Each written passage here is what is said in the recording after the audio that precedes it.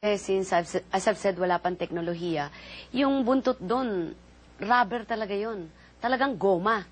At ang nagsusuot sa akin noon, 10 tao. Bago maisuot yon, naglalagay ng powder and oil at the same time. Para kang sako, pinapasok ka ng ganyan talaga sa loob. So, pag kumapit sa katawan mo, yung kapit na. And again, pagka merong emergency na you need to go to the bathroom, wala kang choice. So what would happen? Aba, edi doon ka na lang. At alam mong ginawa nila? Binutas-butas na lang ng ice pick yung goma para may release yung liquid. Right. And then, by the time dadaling ka sa set, every time kailangan ka, 10 tao ng 10 tao nagdadala sa'yo. Kasi nandoon ka sa parang, maliit na ginawa nilang, yung kama na gawa ng kumot. Okay. Doon ka isinasampa. Kasi nga mabigat. Right. So, ang isa pang pinakamahirap sa Jezebel, nung ginawa ko yan, hindi pa ako marunong lumangoy. Would you believe? At nag-shooting kami sa 100 Islands. So, lagi akong eksena ko, kung meron man akong lumalangoy doon, effects lang.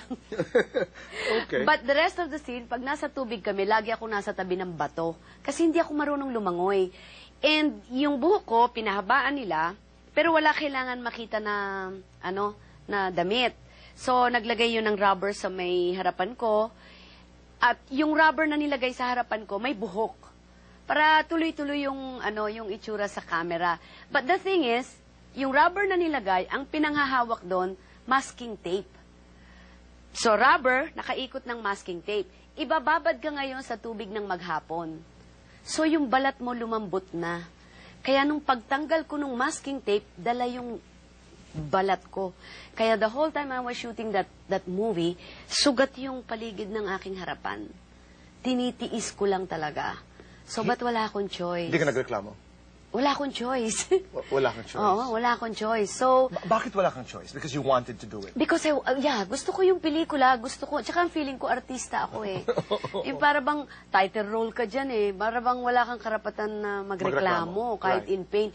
How long did you shoot? They're good naman, they're good kasi ginagamot naman nila, ginagawa ng paraan. Pero masakit talaga, nasugat yan. Gaano katagal mo ginawa ang Jezebel? Jezebel, Maning Borlaza rin yan. That's right.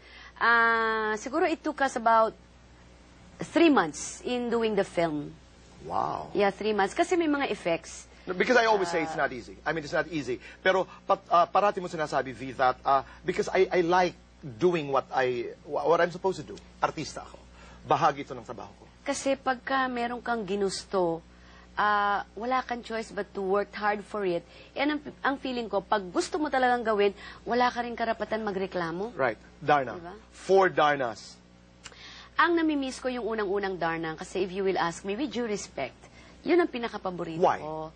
Kasi yun yung totoong ang feeling ko na nag-Darna, even the costume. At saka yun yung first impact ng Darna ko eh. Yun yung babaeng Lawin with Lisa Lorena. Yun yung babaeng Impacta with Tita Gloria Romero.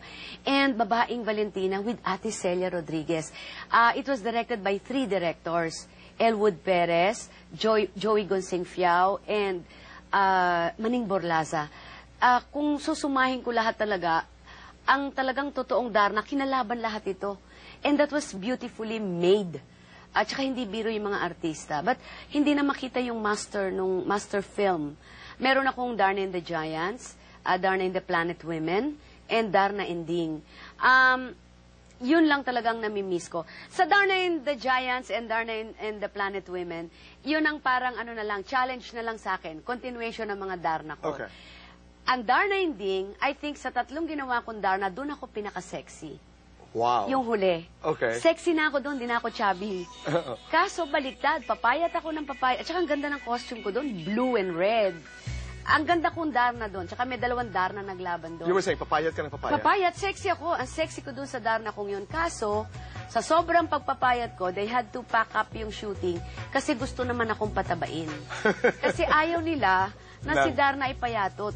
Gusto nila, Darna should be voluptuous. Darna, para believable ka. Hindi siya yung pwedeng thin na sexy. Gusto nila voluptuous si Darna. Kaya, pinataba naman ako doon para magmukhang believable uli na Darna ako na voluptuous ang dating. May stockings? Wala. Wala, hindi po. Tell me the story about the stockings. The first. The lipad, Darna lipad. bago ko ginawa yun, nung in-offer sa akin yun, humingi ako ng tulong sa mga madre kung okay lang sa akin magsuot ng ganon. Madre, because you were in school. St. Under Mary. RVM Sisters, St. Mary's. St. Lumaki ako Mary's. sa RVM That's right. Sisters. So, Okay. sabi nila, it's okay, basta ano naman yan pang bata, but you have to wear body stockings. So, all the while, may mga pictorials ako, may body stockings, kaya okay sa akin. Aba, nung press ko na, at susot ko yung body stockings, magpapalit na ako ng Darna costume. Sinundan ako ni Direk Maning, ni the late Douglas Quijano, Alfie Lorenzo, and the late William Lery sa toilet. Di nagbibihis na ako, nilalagay ko na yung body stockings, tapos sabi nila, no. Hindi mo gagamitin yun. Sabi ko, hindi pwede, hindi makikita yung balat ko. Hindi. V, maganda kang wala. The more you wear your body stockings, lalo kang nag-expand, ang taba-taba mong tignan. Wala namang masama sa katawan mo, di ba? Ang puti-puti mo, ganyan. Hindi, lumabas ka ngayon sa presko ng walang body stockings, umiiyak ako. Ayoko po, ganyan. No, lalabas ka sa presko ng walang body stockings. Madalit salita, lumabas ako sa presko ng walang body stockings. But when I saw the pictures, oo nga naman. Mas maganda nga yung wala kasi mukha akong lapad ko. So, totoo, tama sila. Kaya sometimes maniniwala tayo talaga sa mga comments nila. So, since then, lahat ng Darna ginawa ko. Wala nang stocking. Wala. Not even legs, walang body stockings. Okay. Mula Jezebel, mula Darna, panoorin po natin.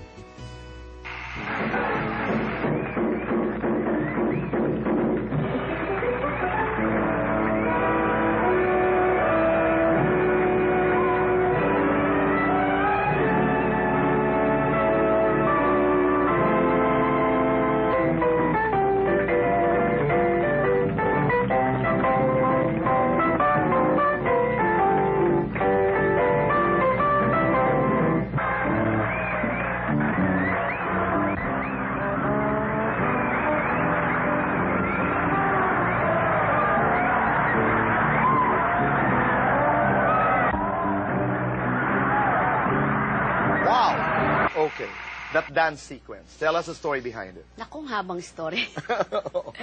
Yan, that particular sequence nung 7-minute death dance number. Directed by, of course, the great. The great, Celso Celso Ad Kid, Castillo. Celso Ad Castillo. Okay. Yung that particular scene, 5 times napakap yun. Kasi gusto nila, yung unang labas ko, sa particular scene na yun, gusto nila yung totoong manonood talaga ng burlesque. Doon yung sa Cubao, yung sini sa Cubao, may burlesque theater doon nung araw. So, yun. Sabi nila, kailangan makuha namin yung totoong reaction. So, pag natapos yung burlesque show, aalis na yung mga nagburlesque, pero may iwan yung audience, ako yung lalabas. So, madali salita. Alam ng audience na ikaw ang lalabas? Hindi yata. Hindi, wala silang alam. Okay. Pero, nakaset up na yung 1, 2, 3, 4, 5 cameras. Nakaset up. Isa doon, full shot. Anyway, nandoon na ngayon ako sa kwarto. Nung sabi nila, ready na. Nakiusap ako kay Direk, kay Celso, kay Direk, hindi ko pa po kaya, Direk. Hindi ko talaga po kaya gawin. So they understood. So, okay lang. Pack up na lang. Hanggang na. Second, schedule na naman, isang Friday, Direk, hindi ko pa po kaya. Pack up. Naiintindihan nila. Third, Direk, talagang hindi ko po kaya. Ganito. Pikon na sa akin. Hindi na nakangiti. Hindi na nagsabing okay. Parang, Sabi, teka muna. oo. Tapos, after na third na pack up, nagpadala ako ng pagkain kay Direk, Celso Kid, para ba, pinadala ko ng mga pagkain, yung Palambot. producer ko, pinadala ko pagkain. Nakalagay pa doon, thank you for understanding. Next. Fourth night. Nandun na naman, Diyos ko. Una, binigyan na nila akong wine. Okay, try. Kasi may nagsishow pa, wine. Pampalakas. Oo, Okay. 23 years old ako niyan eh. Right. Inom naman. Ako, hindi. Tapos ayan na. Nakatayo na. Ready na. Ako, nadidinig ko yung sigawan ng tao. Woo! Yung